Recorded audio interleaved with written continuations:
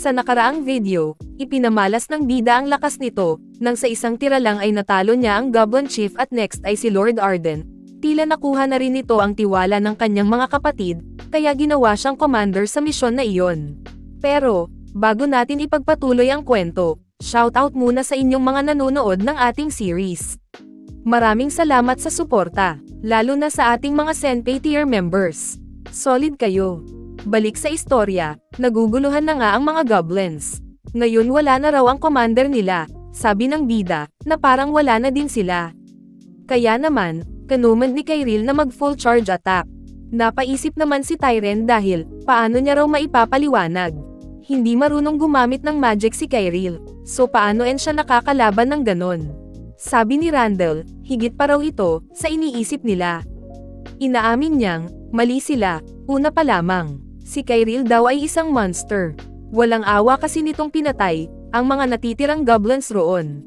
Dagdag nito, kapag tumanda pa raw siya, siguradong hindi pa sapat ang salitang, monster, upang i-describe ito. Dahil nga pangunguna nito sa kanyang mga kapatid, pati na sa mga hukbo na ipinadala, ng Bolsar family, nagwagi ang kanilang kampo. At nagdiwang naman sila, dahil doon. Ipinalita naman sa kanilang ama, ang nangyari. Ayos daw ang ginawa, ng young master nitong si Kyril. Nag-agree naman ito, at sinabing narinig niya nga raw ang tungkol doon. Nagawa rin daw nilang madakip ang spy. Dagdag niya, kung wala raw si Kyril doon, hindi lang ang mga kapatid niya, kung hindi pati na ang buong teritoryo nila ay mapapahamak. Sabay tawa, at hatalang proud ito sa kanya. Naisip naman nitong, since narinig na raw ng hari ang balita tungkol dito. Siguradong ang spy raw, ay ipapadala sa Imperial Palace soon. Sa tingin niya raw ba, ay iimbitahin sa palasyo si Kyril ng hari. Pero naisip nitong, matanda na raw ang hari. Siguradong hindi na ito interesado, sa anak niya 12 anyos pa lamang. Ang problema raw, ay ang mga prinsipe. Siguradong kikilatisin nila itong mabuti. Hindi raw siya sigurado, kung pipiliin ba ng mga ito na i-keep siya sa kanilang side, o patumbahin ito. Kahit na raw ay pataway si Kyril sa palasyo, dahil sa mga risks involved dito, siguradong hindi ito papayag ang pumunta roon. Naisip ng bida, ngayong nasa capital na raw siya ng empire, lahat ay nagiging komplikado na lalo na, at isa siyang outsider. Pero hindi na siya masyado nagpa-stress, at sinabing okay na daw iyon. Meron daw siyang naiisip na ibang paraan. Merong karwahe na nakaabang sa kanya. Binati siya ng mga guards, ng welcome, young master. Pinuntahan pala niya sa kulungan ng Ruth, na tinawag nitong Baker. Sinabi ng bida na, gumising ka. Makinig daw ito ng mabuti sa kanya. Sabihin nito, lahat ng nalalaman niya. Tila takot naman ito, sa presensya niya roon. Kung gagawin niya raw iyon, mas padadaliin niya ang bagay-bagay, para sa kanya. Hindi pa pinakita, pero mukhang ni-reveal na nito ang mga sikreto ng kabilang kampo. Kinumpirma naman ng bida, kung iyon daw ba, ay ang katotohanan. Sagot nitong, sinabi niya na raw lahat ng alam niya. Kaya naman nagmakaawa itong siyang patayin. Sabi ng bida, maipapadala naman daw ito sa kapital. Pero siguradong, torturein siya doon. Pinagpawisan naman ito nang marinig iyon. Ang sakit daw, nang matanggal ang dalawang kamay nito, ay walang-wala, sa dadanasan niya roon. Ang torture supervisor daw doon, ay nag-e-enjoy na pumutol ng katawan ng tao. Kahit na raw aminin nito lahat ng nalalaman niya, wala raw makakapigil sa taong iyon na torturein siya. Siguradong mala-impyerno raw ang mararanasan nitong paakit doon ng ilang buwan. At ang ending, mamamatay lang din ito ng miserable. Kaya naman tinanong ni Kyril ito ng Mason Scene, kung nais niya ba raw nito ng leniency. O mas magaling way upang hindi nadanasin iyon. Ipinakita niya ang dala-dala niya, at na-recognize nitong, Dwarf Ginseng iyon. Bibigyan niya raw ito ng pagkakataon na mamamatay on his own. Ayun na lang daw, ang pwede niyang magawa para sa kanya. Confused naman ito sa kung ano ang gagawin niya. Sumunod na eksena, nagkaroon naman ng pagdiriwang. Nag-celebrate sila dahil sa MacGyver family, na natalo ang mga goblins. Sinabi ng mga naruroon, na honor raw para sa kanila, ang makita harap-harapan ang mga young master. Iba naman sumigaw na amazing daw sila. Mabuhay ang MacGyver family. Sinabihan naman ni Tyren si Kyril, na mas maging confident pa, anak rin daw ito ng MacGyver. Natural lang daw iyon, lalo na at siya, ang may pinakamalaking contribution sa labanan na iyon. Dagdag ni Randall, siya pa nga raw dapat ang nasa harap.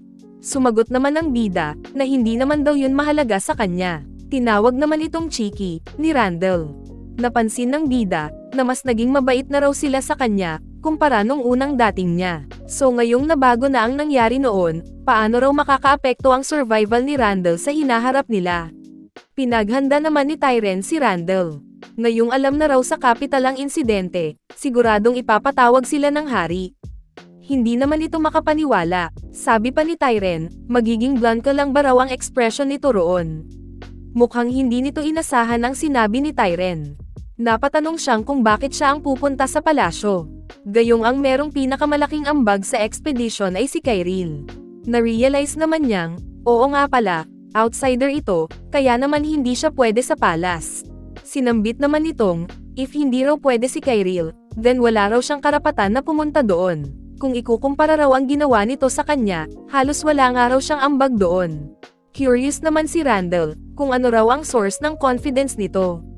Siguradong alam naman nito, higit sa kanilang lahat, na merong limit ang pagiging outsider niya, pero bakit daw kahit ganon, napaka-confident pa rin nito.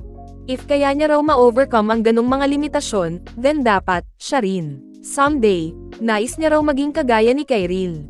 Kumatok naman si Kyril sa isang kwarto, at nagpakilala. Pinapasok siya sa loob, at ito pala ay ang office ng kanyang ama. Winelcome siya nito, sabay puri, na, you've done a great job. Maswerte lamang daw ito, sagot ni Kyril. Pero sabi ng kanyang amain, isa ring skill ang pagiging swerte. Hindi lang daw nito basta nahuli ang spy, pero nailigtas din nito ang buhay ng kanyang mga kapatid. Isa pa, ang balita raw tungkol sa kanya ay kumalat na sa palas.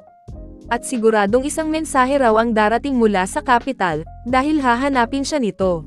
Unfortunately raw, hindi niya pwedeng sabihin sa Imperial Palace, kung saan ito nanggaling. Kaya naman iniisip niya raw, na ang ipadala na lang ay sina Tyren at Randall. Sagot naman itong, okay lang daw sa kanya. Nagpasalamat naman ito, dahil naintindihan niya ang sitwasyon nila. Sa halip, pwede niya raw siyang tawagin, ano man ang naiisin nito. May naisip naman si Kyril, kung pwede daw, nais niya sana, ng passing permit. Nagulat naman ito sa request niya. At tinanong ang bida, ibig sabihin raw ba nito, ay nais niyang umalis sa mansyon. Sumagot naman ito ng oo, tama daw. Hindi naman makapaniwala ito sa request niya. Hindi ba raw nito nais na tumira doon? O baka naman disappointed siya sa mga bagay-bagay. Pero sabi ng bida, hindi naman daw iyon ang dahilan. Nais niya lang daw mag-explore. At makita ang wider world. Sa isip niya, para maging involved dito sa mga pangyayari na mangyayari sa hinaharap, ang pinaka-importante raw sa kanya ngayon, ay ang maging malaya ito. Wala namang choice ito, at sumagot na, kung yun daw ang nais niya, pwede niya raw itong dalhin. Sabay pakita ng isang stamp. Ang stamp na ito raw, ay binibigay lang sa mga binibigyan nito ng misyon. Ibigay niya ito kay Kyril, at sinabing, pwede siyang makaraan sa checkpoint ng Empire, pero hindi raw siya pwedeng makilala. Humingi naman ito ng paumanhin sa kanya, dahil hindi maibigay ang credit na para dito. Wala raw iyon, sagot ng bida. More than enough na raw ang mga nakamit niya roon. Bigla namang na-interrupt ang usapan nila, nang may nagmamadaling tumawag dito. Meron daw silang malaking problema. Nagulat naman ito, at tinanong ano raw ang nangyari. Dali-dali itong pumasok sa opisina para ibalita, na ang prisoner raw, ay pinatay ang kanyang sarili. Hindi naman makapaniwala ang konde doon. At napangiti na lang ang bida, dahil alam naman nating, siya ang may pakana nun. Maaring dahil nakuha niya na ang impormasyon, at ayaw nang may iba pang makaalam. Ano nga kaya ang nireveal nito sa bida? Susi na kaya ito upang mabago pa niya ang hinaharap? Nakakaabang, ano kaya ang mga kakaharapin pa niya, ngayong nagdesisyon na siyang umalis sa pader ng kanyang adopted family? Well, alamin natin yan sa next episode. Kung nagustuhan mo ang ating kwento, siguraduhin mong mag-like, comment, subscribe o follow dito sa ating channel o page. Maraming salamat sa panonood, Oni-chan.